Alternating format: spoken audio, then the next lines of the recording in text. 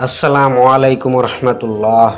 খালিদ বিন ওয়ালিদ রাদিয়াল্লাহু আনহা সাইফুল্লাহ আল্লাহর তলোয়ার হিসাবে খ্যাত ছিলেন। তিনি যে কোনো যুদ্ধে যাবার সময় স্বীয় টুপি নিশ্চয়ই মাথার উপর রাখতেন এবং সবসময় জয়ী হয়ে ফিরতেন। কোনো সময় পরাজয়ের মুখ দেখেননি। একবার ইয়ারমুখের যুদ্ধে যখন যুদ্ধের ময়দানে উত্তপ্ত হয়ে উঠেছিল, তখন তার টুপিটা কোথায় হারিয়ে গিয়েছিল। তিনি যুদ্ধ বাদ দিয়ে টুপি খুঁজতে লাগলেন। এদিকে শত্রুদের পক্ষ থেকে তীর পাথর নিক্ষেপ করা হচ্ছিল। সৈন্যরা মৃত্যুর সন্নিকটে মনে করতে লাগলো। এই অবস্থায় হযরত খালিদ টুপির খুঁজে মগ্ন রইলেন।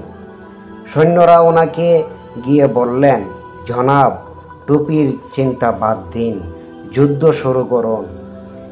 হযরত খালিদ ওদের কথার প্রভেদ করলেন না।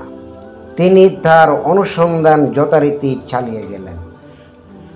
শেষ পর্যন্ত টুপি পাওয়া গেল।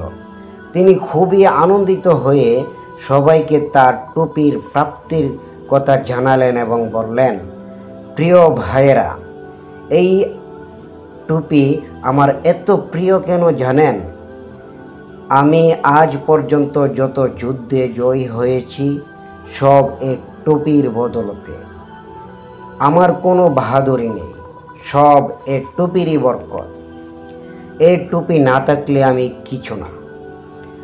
আর যদি এই টুপি আমার মাথায় থাকে, তাহলে যত বড় শত্রু হোক না কেন আমার সামনে কিছুই না।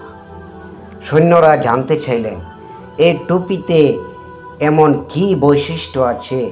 তিনি বললেন, দেখুন, এখানে হুজুর সাল্লাল্লাহু আলাইহি সাল্লাম এর চুল মুবারক রয়েছে।